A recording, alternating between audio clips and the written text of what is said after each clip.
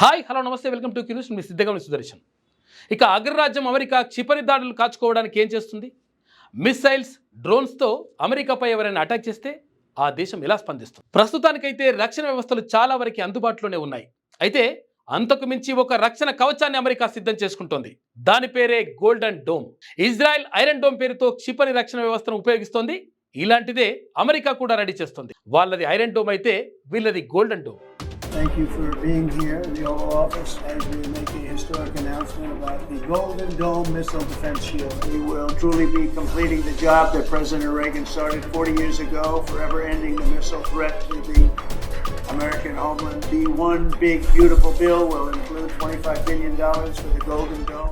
ఇప్పటి వరకు ప్రపంచంలో అందుబాటులో ఉన్న ఈ తరహా రక్షణ వ్యవస్థలన్నింటికీ ఇది టాప్ ఎండ్ మోడల్ అనుకోవచ్చు. అయితే క్షిపణి దాడుల్ని ప్రతి దశలోని గుర్తించి నివారించడమే దీని పని.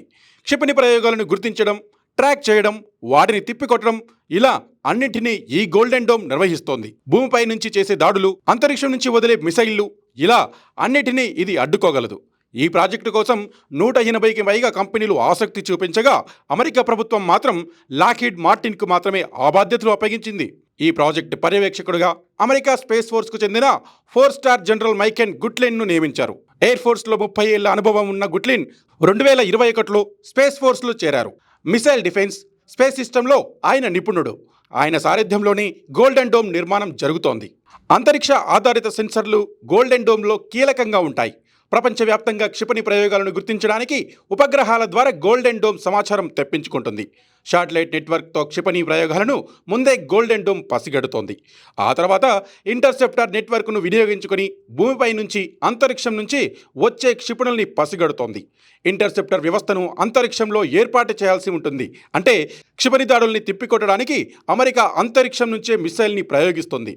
ఇందులో ఆర్టిఫిషియల్ ఇంటెలిజెన్స్ది కూడా కీలక పాత్ర. ఏఐ ఆధారిత కమాండ్ సిస్టంలను ఇందులోని రక్షణ నెట్వర్క్లో ఉంటాయి. ఆ నెట్వర్క్ ఇచ్చే ప్రతిస్పందనలను సమన్వయం చేసుకుంటాయి.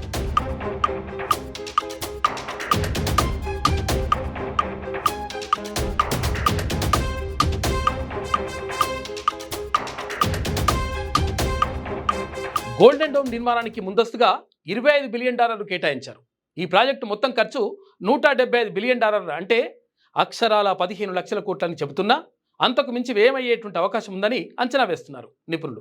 అయితే $500 బిలియన్, అంటే 42 లక్షల కోట్ల రూపాయలకు పైగా ఖర్చు అవుతుందని అంటున్నారు. ఇప్పటి వరకు అమెరికా ఇలాంటి రక్షణ వ్యవస్థను ఏర్పాటు చేసుకోవడం విచిత్రమే అయినా ఇప్పుడు ప్రపంచంలోనే అత్యంత ఖరీదైన, నాణ్యమైన వ్యవస్థను అందుబాటులోకి తెచ్చుకునే ప్రయత్నం చేయడం మాత్రం విశేషమే.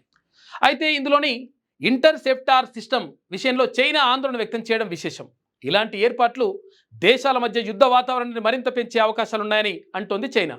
అయితే గోల్డెన్ డోమ్ నిర్మాణం వాంఛనీయం కాదని చైనా పేర్కొంటోంది.